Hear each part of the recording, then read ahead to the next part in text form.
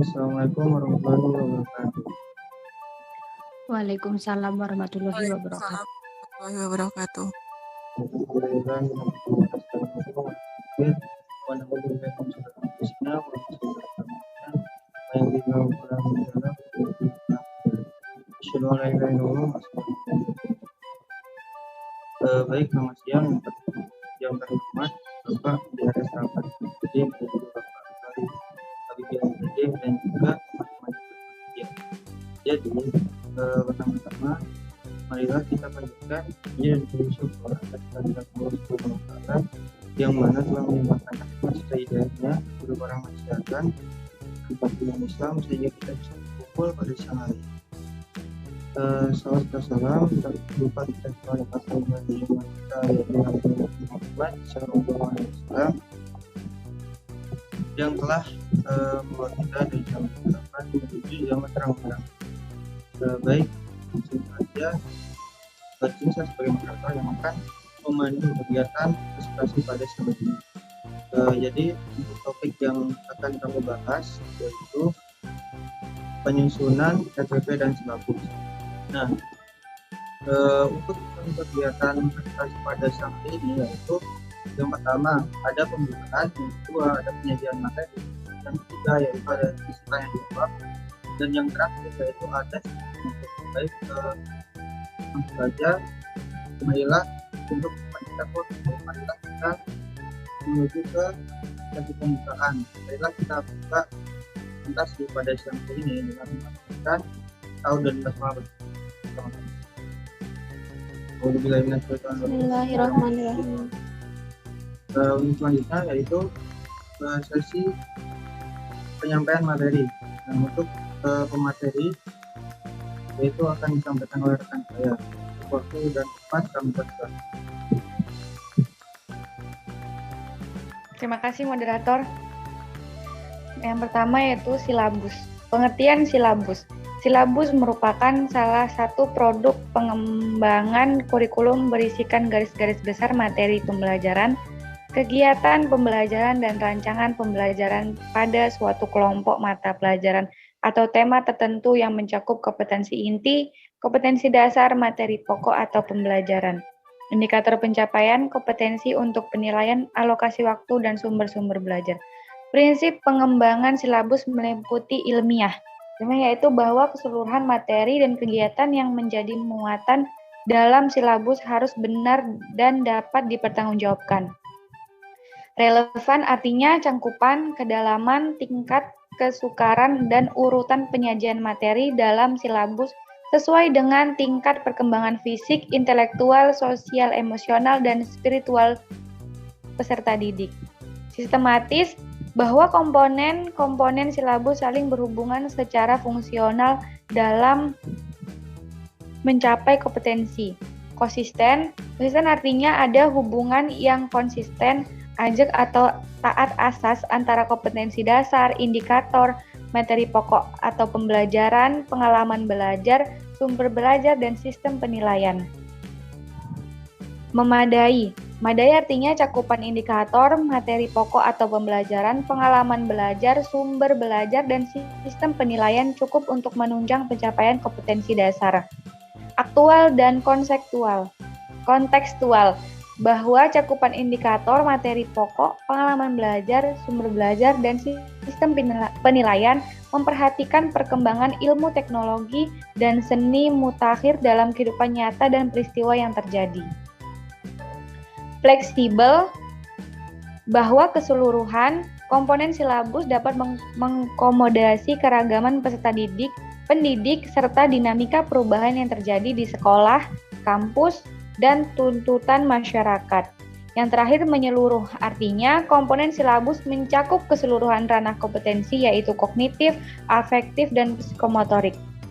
Terima kasih.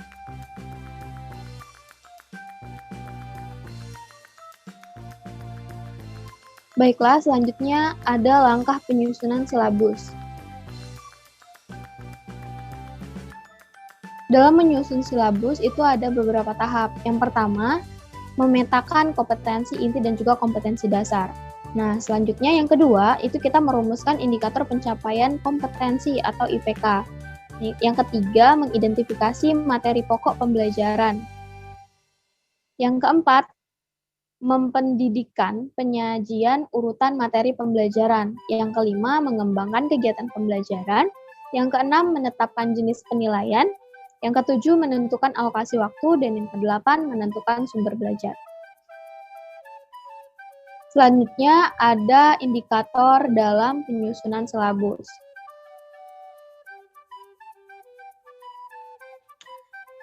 Dalam penyusunan silabus ada indikatornya. Yang pertama yaitu tujuan, meliputi penjabaran standar kompetensi ke dalam indikator pencapaian hasil belajar, operasional rumusan indikator, dan indikator pencapaian hasil belajar.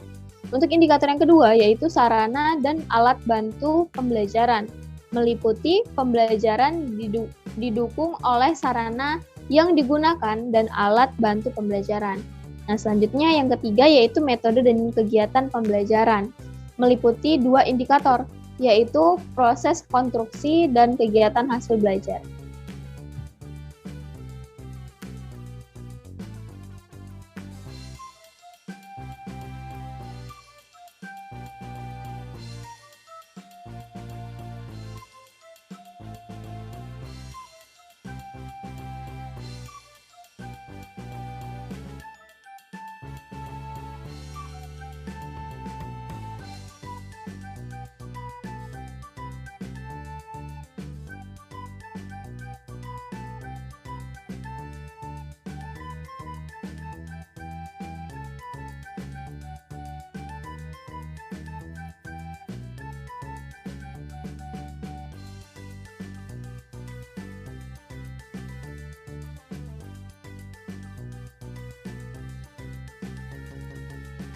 Selanjutnya akan dilanjutkan oleh rekan saya. Selanjutnya ada rencana pelaksanaan pembelajaran atau RPP. Pengertian RPP. RPP atau rencana pelaksanaan pembelajaran merupakan contoh rencana yang dibuat secara mendalam yang mengacu pada prospektus dan manual instruktur. RPP berfokus pada pembelajaran yang berfungsi sebagai pembantu bagi instruktur dalam pengalaman pendidikan.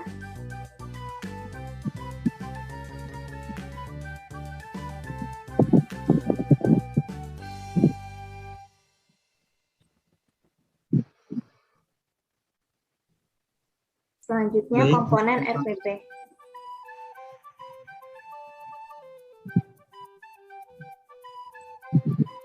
Ada beberapa komponen yang mencakup dalam isi RPP, yaitu sebagai berikut.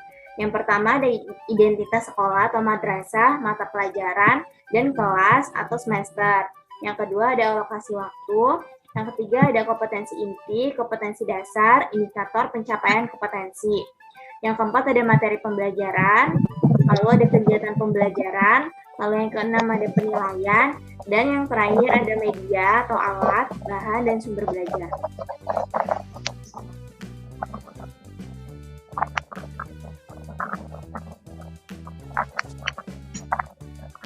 Prinsip dalam penyusunan RPP.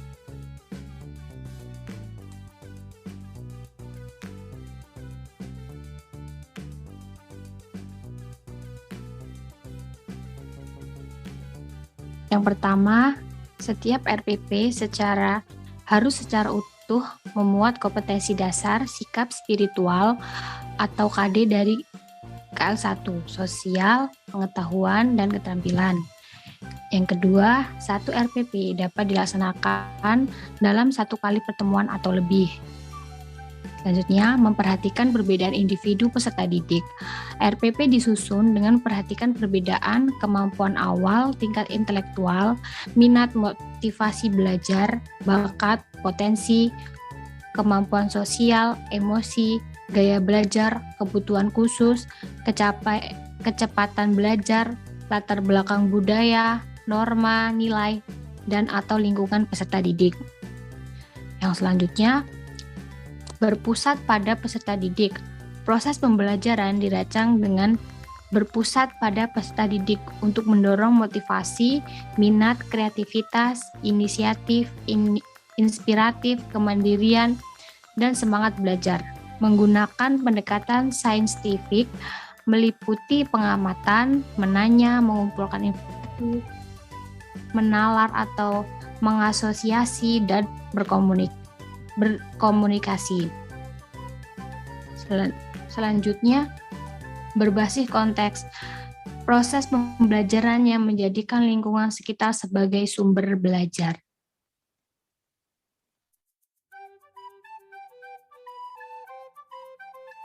Berorientasi kekinian dan mengembangkan kemandirian belajar.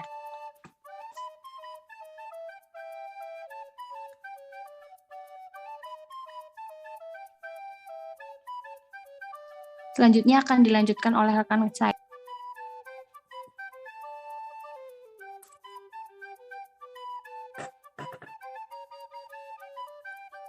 Baik, saya akan melanjutkan memaparkan materi. Selanjutnya yaitu ada langkah penyusunan RPP. Next.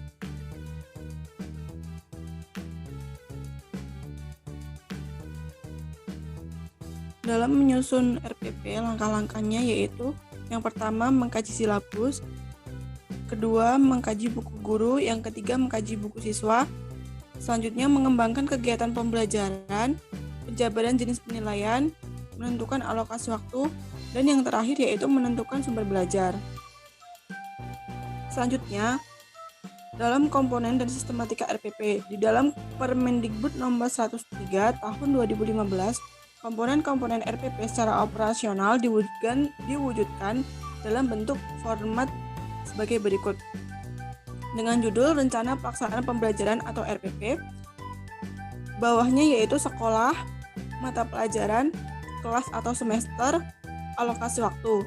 Selanjutnya yang A adalah kompetensi inti atau KI, yang B yaitu kompetensi dasar.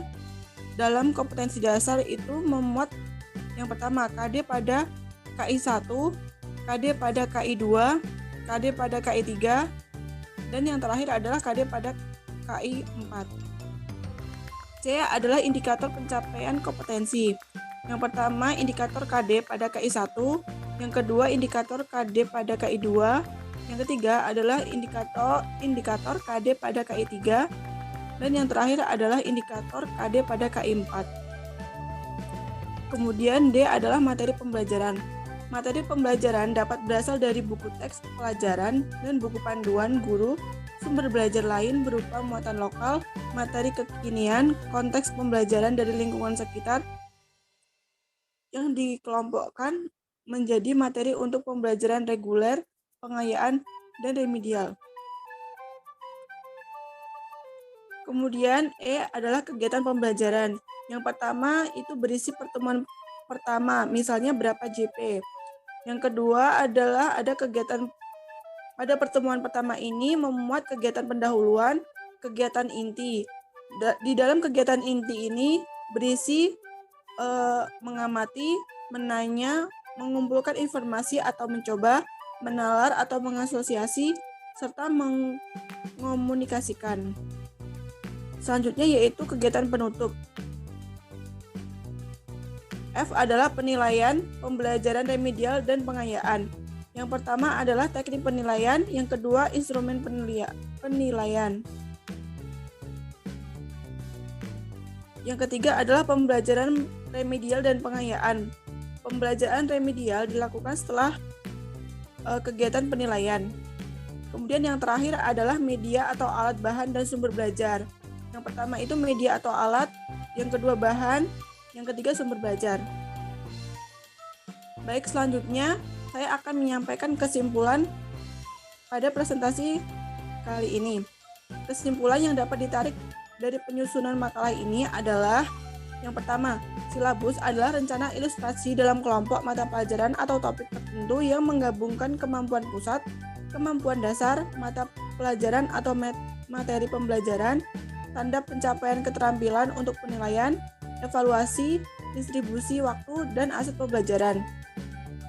Yang kedua yaitu sarana untuk mengakumulasikan jadwal adalah merencanakan keterampilan pusat dan keterampilan esensial, membentuk penanda pencapaian kemampuan atau IPK. mengenali topik pembelajaran, mengajarkan pengaturan materi pembelajaran, membuat latihan pembelajaran, memutuskan jenis evaluasi, menentukan penunjukan waktu, memutuskan aset pembelajaran. Yang ketiga yaitu RPP, adalah rencana ilustrasi yang dibuat secara lengkap dengan mengacu pada prospektus, bahan bacaan, buku pedoman pendidik, dan referensi pendukung lainnya. Kemudian yang terakhir adalah sarana penyusunan rencana pelaksanaan pembelajaran atau RPP, adalah survei jadwal, pemeriksaan buku pendidik, penelusuran buku siswa, pembuatan latihan pembelajaran, penjabaran jenis penilaian, penentuan pembagian waktu, penentuan aset pembelajaran. Itu tadi adalah kesimpulan presentasi pada kali ini. Selanjutnya saya serahkan pada moderator. Baik, terima kasih atas penyampaian materinya. Bapak yang disampaikan oleh kelompok kami bisa dipahami. Nah, selanjutnya buat rekan-rekan barangkali ada yang bertanya, nanti bisa ditulis di kolom chat dokumen kelompok kita. Dan itu saja presentasi pada siang hari ini dari kelompok kami. Kurang lebihnya mohon maaf karena kebenaran itu datangnya mutlak dari Allah, dan jika ada kesalahan itu datangnya dari diri saya pribadi.